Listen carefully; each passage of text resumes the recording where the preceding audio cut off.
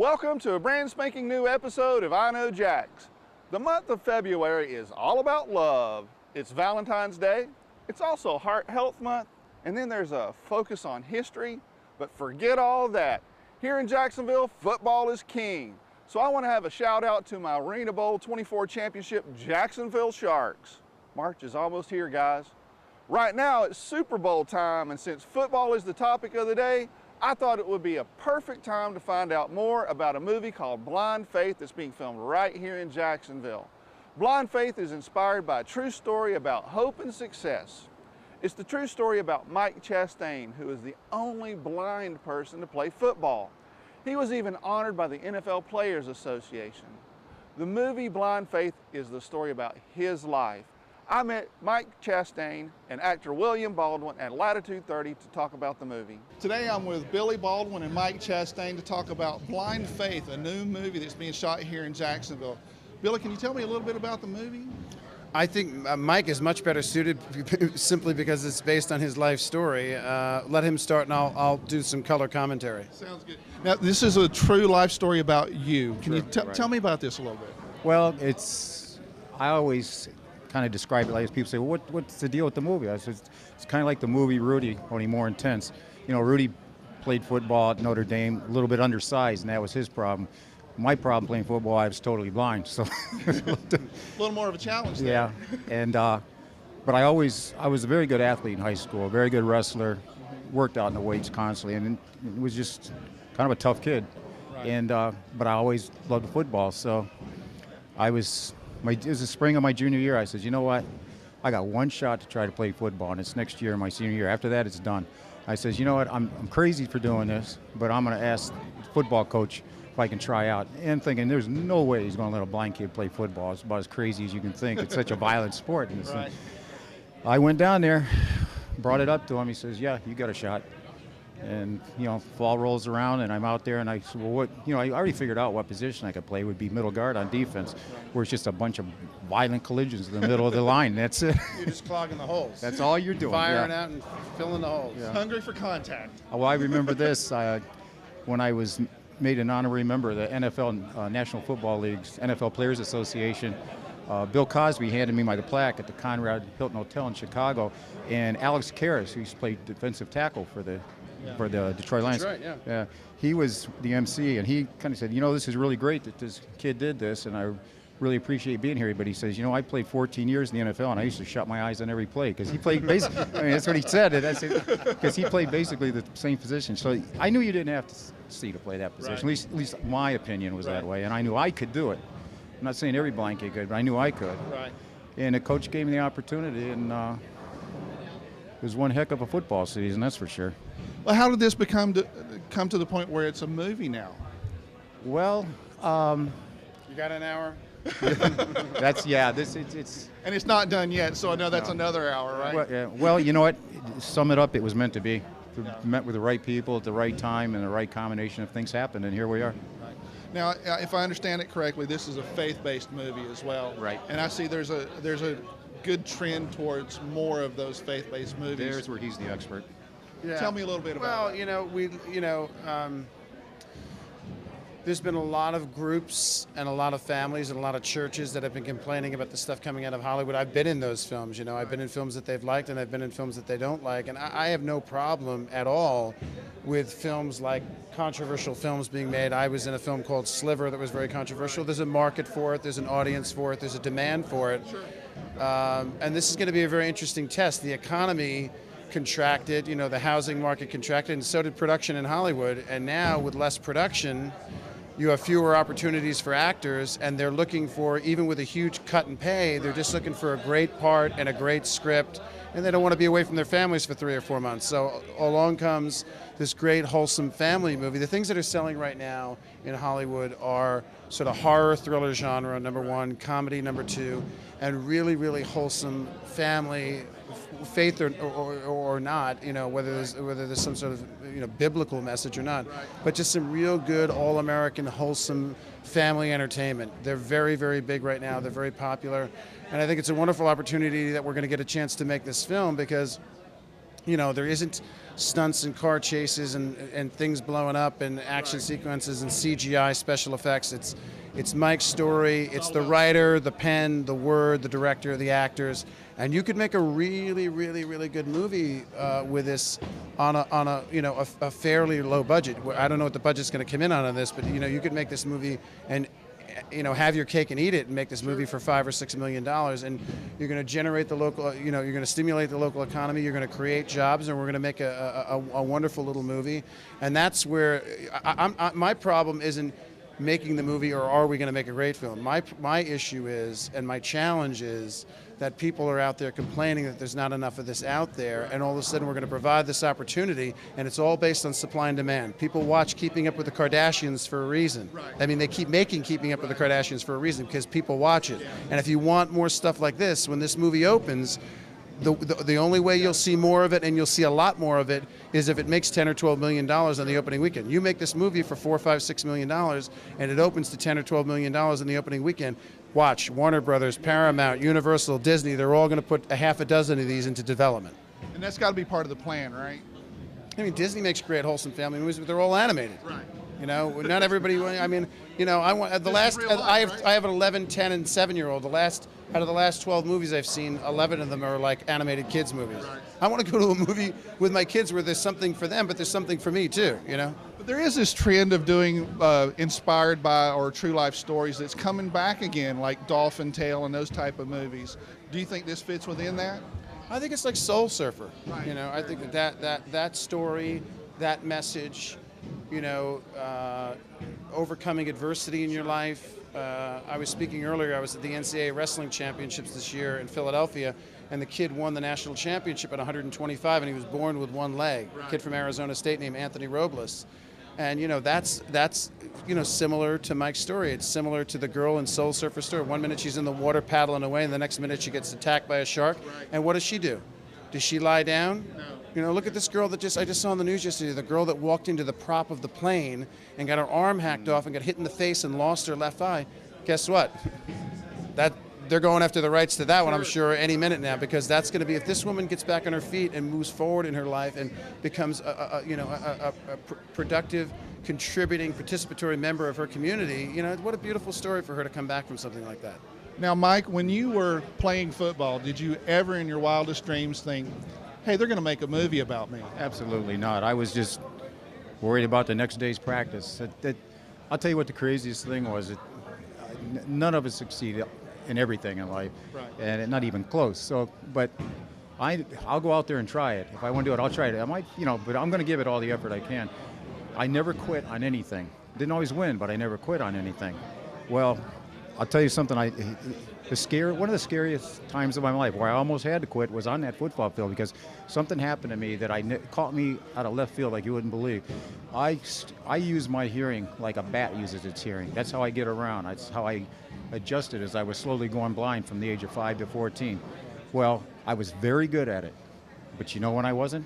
The first day I put on that football helmet, it completely distorted my hearing. Freaked me out. I came so close to. How about when you had a headgear on in a wrestling match? All you hear is like. Oh yeah.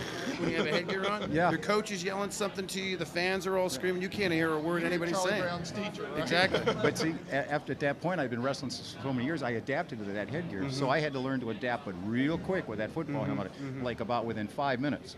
Right. So that was. It was almost, could I really walk up to this coach who gave me this opportunity and say, look, coach, I can't do it. I just couldn't. It was quite I'll never forget that feeling of almost having to say, no, I can't.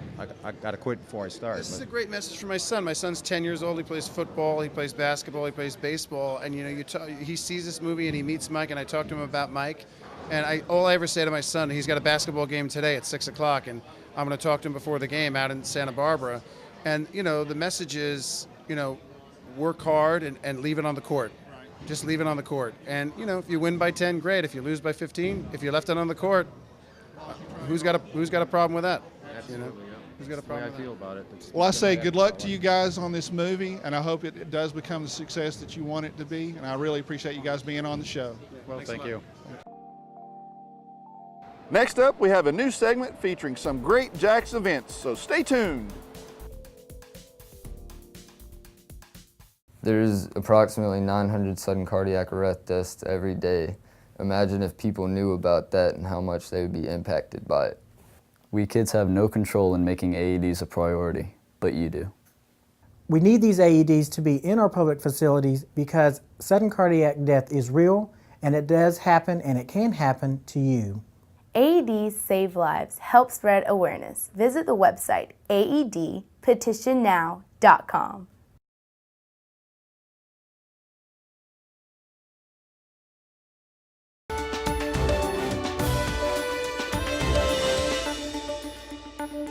In the Coastal Companion segment of our show, we take a quick peek at what's happening in the coastal area. And this time around, I wanted to talk to you about Valentine's Day in particular.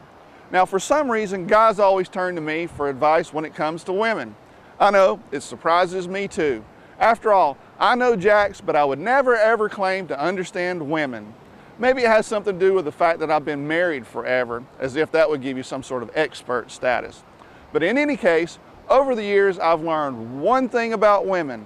Birthdays, anniversaries, and things of that nature are stupid important. You are not allowed to hint at the fact that you have forgotten anything. And Valentine's Day, need I say more?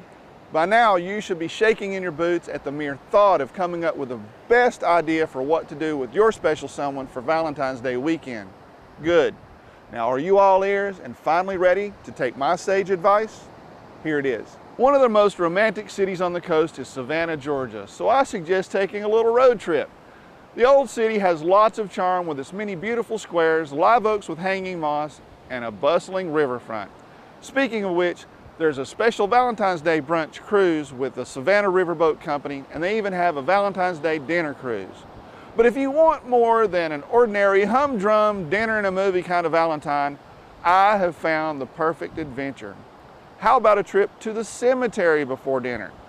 This is not something TV's infamous murderer Dexter cooked up in his twisted little brain. No, it's actually a special tour where you get to see the Bonaventure Cemetery after dark. Another thing I've learned about women is keeping them slightly scared and off balance can be a good thing. After a tour of the cemetery, it's time for dinner, and this is not your ordinary dinner either. This meal is served at a soul food joint, Sisters of the New South Kitchen. Your guide will serve up more interesting tales about Savannah's history while you feast.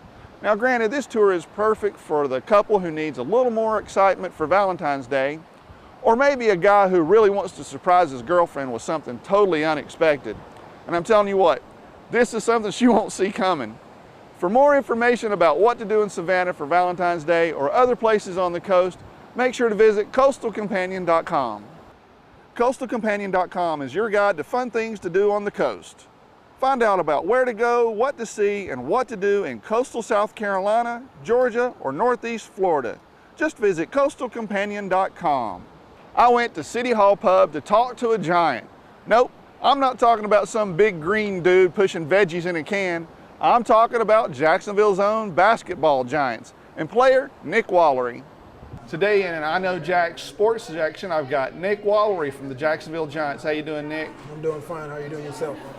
So, last year you guys had an undefeated season. Everything was good. This year, early in the season, you got a defeat. How did that work with the team? Did that help or hurt? Actually, I think it was a good loss, because, you live and you learn. If there's any such thing as a good loss. And it's early. What's the use of going to 25-0 and not finishing at the end of the season like last year? So I think we really did learn and build from that loss. So you're ready to peak at the right point this time this year? Yeah, that's what Coach been training and trying to get us in our head, that we need to peak at the end when the time is right. Cool. And what are you guys doing different this year to get to that point?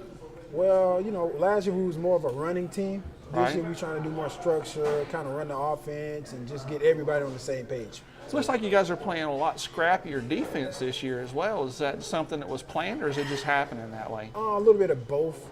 It's just the caliber of players we have now. Right. They kind of buy into the defense with the new addition of the players we have. So, They're bringing it? Yeah, they're trying. Not like me, though. Just kidding. So tell me what's different for you this year, because your numbers are going pretty good this year compared to last year. And I know you had an injury at the beginning of the season. Tell me a little bit about that. Yeah, I did. You know, my Achilles was bothering me, Right. but, you know, I kind of got that fixed. But You got some torture, I heard. Yeah, I got some torture from a Sabrina. I ain't gonna say no names. Names, but Sabrina. right? She was helping Yeah, out? she was great, and Okay. she fixed me. But other than that, you know, the team is different, and I'm feeling better. So whatever the team needs and when it needs to be done, that's what I'm trying to do right now. I'm just playing good basketball. So. Now, it looks like you're taking on a little bit more of a leadership role on the team. Is that something you've done consciously, or is it just happening that way? Just like I said, you know, I'm just doing whatever's best for the team for us to win and peak at the end. Right. So that's what if I got to push myself for us to win and everybody to catch on, Right. that's what I'm going to do. Cool. Now, last year you guys went overseas after the ABA season to China. You guys going to be doing something like that again this year? You know that's funny because Dwayne Jackson, you know, he's come from the Heartland Pride. He asks me that question every day. And I don't know. Okay. So hopefully we get a chance to go back to China and win some games because we went over there and lost all 3 games by 3 points. By 3 points? Yeah, but we didn't have our full team. Right. So we really looking forward. But were they those little Chinese guys, or were they the Mao guys? They was big. They were big. Yeah. So it was Because I saw some pictures on Facebook. All those little guys were. No, those weren't the ones you were playing. No, you sure? No. We weren't playing the guys who just look at you like. Yeah, Okay, right. We were playing against basketball players. Okay, cool. So, what did you come back from China with? Besides, I know you got a little sick over there, but Right. besides that, what did you get? Man, just being thankful. You know, Yeah. for what we have. America's over in the pretty cool, States. isn't it? Yes. Because I know you played a lot overseas. Right. And, you know. Yeah, I've been to a couple countries, but nothing like China. China was a whole nother wake-up Yeah. call for me. So Really? that was basically the experience I got from that. So what was so different? Just the living, you Right. know, the food, of course. Yeah, you know, the people. Yeah. You know, it was so small. Never seen people that small. But it was great. You know, the fans and, you know, how we interact with the fans. It was cool. So Right. that was a big-time experience for me. So now you're back here in Jacksonville. When you're not playing basketball, what do you do? Actually, I go to the LA Fitness, and I Right. play volleyball on Thursdays. And I did flag football this, So whole just summer. I was the keeping quarterback. fit? Yeah, they was calling me Cam Newton. Yeah, Cam Newton. Yeah. So that's Okay. kind of what I did, like, Okay. when I'm not And playing. what about community service stuff? You involved in any charities? Nah, not really. Actually, I just help out with my church, you know, with the youth. And Right. we do like a vacation Bible school during Right. the summer for like 3 weeks. My mother's kind of over that, so I kind of Right. help out with that. Show You my work with the face. Books for Baskets things with the Giants any? Yeah, I do a little bit of that, and we really haven't done like last year going to read to the kids. Yeah, So right. we kind of did a lot of that last season, year? but Not as much this year? Yeah. Okay, cool. What's your favorite thing to do for like off time? Is there a club you like to go to? Is there any, you're not a Well, club guy, I know. Yeah, I go out, but actually I don't got into cars. You know, I'm kind of a Cars? Yeah, I don't know nothing about them. Okay, But but I'm you trying like to looking learn. at it? Yeah, Oh, I'm you trying to learn a little Okay. something, but- So tell me about your car then. Well, you know, I have a Dodge Charger. It's going to be the baddest what car year? you can find. It's an 07. So, okay. Yeah, it's All nice. right. And I got 85 money color. It's a All muscle right, car. So all right. that's the car I'm kind of working out on. I ran out So of what are you gas the doing other to day. it? What are you doing to them? How you pimping it? You have to wait and see. I'm gonna have to get some pictures now to show the fans. Yeah, okay, I got you. You can do that? But I ain't letting no one drive it. Oh, come on, man. You want to hook me up with a ride? It eats gas. You know, put no gas in it. But maybe I can get a ride with you to one of the games. We'll work on something. We'll work it out. Yeah, just give me the glasses and. All right, we'll see what we can All do. right, okay. Appreciate you being on the show, man. Thank you. All right, take it easy. All right. If you like this video, please give it a thumbs up. Respond with a video comment, leave a written comment below, or subscribe to our YouTube channel.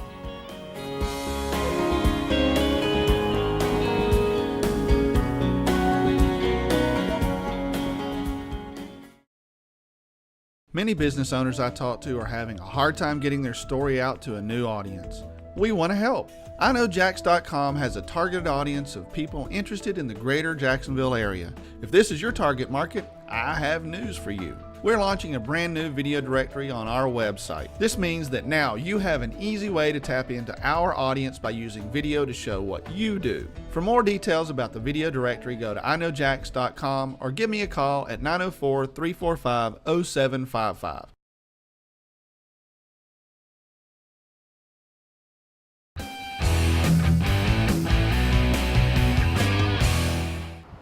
I'm highlighting several cool events, the first of which is near and dear to my heart, and that's the Breast Cancer Marathon.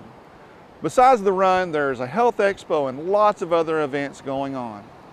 I really encourage you to go support this event in any way you can. I know many of you are touched in some way by cancer, and I myself have 2 younger sisters struggling with breast cancer and hope that a cure can be found soon. With everyone's participation, I know this can happen. For all the details on how you can help, go to breastcancermarathon.com. Now on a lighter note, Valentine's Day is coming, and if you haven't made plans yet, let me suggest a couple of cool and sophisticated ideas. And let me tell you, it's all about being suave and sophisticated. So straight from me, also known as Mr. Sophistication, here are my tips. Treat your sweetheart to the Museum of Science and History's annual Valentine's Day event, Bella Luna Dessert Under the Stars, on Saturday, February 11th, 7 to 10 p.m. The event will treat guests to decadent desserts, hors d'oeuvres from some of the area's top restaurants, wine and beer from local wineries and brewers, rooftop stargazing, and a special love-themed cosmic concert in the Brian Gooding Planetarium, and full museum access. Another cool event sure to prove you are a refined gentleman of incredible culture is the Valentine's Day dinner at the Museum of Contemporary Art's Cafe Nola, where they have a special prix-fixe menu that is sure to impress any date. For more details on these and other events, go to knowjax.com. And please make sure to friend me on Facebook, follow me on Twitter, and subscribe on YouTube. That's it for this week's show. I'll see you here again next week. And until then, I'll see you on the internet.